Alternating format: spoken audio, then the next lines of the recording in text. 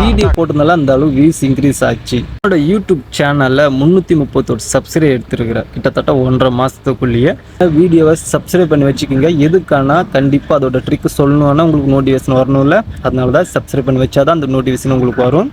அதாவது எனக்கு இது பெருசு தான், பார்க்குறவங்க உங்களுக்கு புதுசாக இருக்கலாம், பட் புதுசுன்ற பழசாக இருக்கலாம், பட் எனக்கு புதுசு தான். இந்த 1.5 மாதத்துக்குள்ளேயே எந்த ஒரு ஆட்ஸ் அப்ரூவல் கொடுக்காம ஆட்டோமேட்டிக்காக அந்த வியூஸ் போணுது.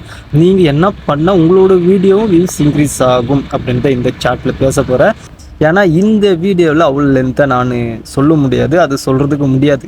ஏன்னா அது கிட்டத்தட்ட ஒரு 5 நிமிஷம் மேலேயே அந்த வீடியோ ரெக்கார்டிங் பண்ண வேண்டியதாக இருக்கும். அதனால தான், ஏன்னா இந்த மாதிரி இருக்குது, இந்த மாதிரி நடந்துச்சு எனக்கு அப்படின்றது உங்ககிட்ட சொல்ல போகிறேன்.